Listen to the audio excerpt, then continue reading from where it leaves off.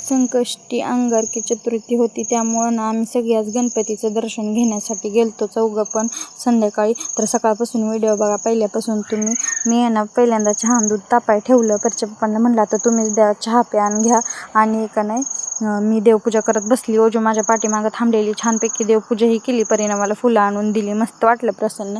पहिल्यांदा चिप्स तळून खाल्ली आणि मग दुपारी परीचे पप्पा कच्ची केळं घेऊन आलते. मग त्याची चिप्स करायला घेतली. पहिल्यांदा तर आहे ना चांगली साल काढून मस्तपैकी धुतली.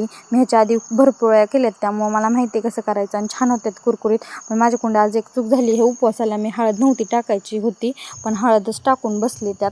मग मी नुसतं परीला खायला दिलं आणि तसंच ठेवलं आणि दुपारी खिचडी वगैरे खाल्ली. छान वाटलं. आणि संध्याकाळी आम्ही चाललो होतो. इथं जवळ गणेशवाडी म्हणून एक गाव आहे, लय प्रसिद्ध आहे. लय लांब लांबनं माणसं आले तिथून आले ती. आणि लय म्हणजे लय छान वाटलं तिथं गेल्यावर. यमाईचा घाट वगैरे पण आम्हाला दिसलं जाताना. डोंगरही मस्त वाटलं. आणि इथं परीच्या पप्पांनी नारळ हराळी घेतली आणि लय लांब म्हणजे लयच लांब होती लाईन. आम्ही सगळ्यात मागं होतो. लय उशीर लागला आम्हाला. मग आम्ही एकदाच गेलो, पोचलो, मस्तपैकी दर्शन वगैरे घेतलं.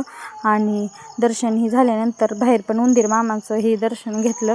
छान होतं मंदिर, मस्त वाटलं. मी पहिल्यांदा चालती आणि परीच्या पप्पांनी हिच्या हातात ताट दिले. ते नारळ सोलायला गेलतं.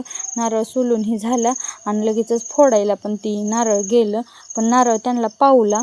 नारळ आहे ना उभा फुटला. आम्हाला गणपती पावला असं म्हणलं. ते आमच्या दोघांचा पण आज उपवास होता. आणि घरी येताना पण इतकी गर्दी होती ना, आणि जास्तच गर्दी होती आज तिथले. सगळीकडेच आज गर्दी असती. पटकीनं स्वयंपाक हे केला. उपवास सोडायचा होता. अजून चंद्र काय उगवला नव्हता. उशीर 9 वाजून गेले. पण कसा वाटला व्हिडिओ देवा.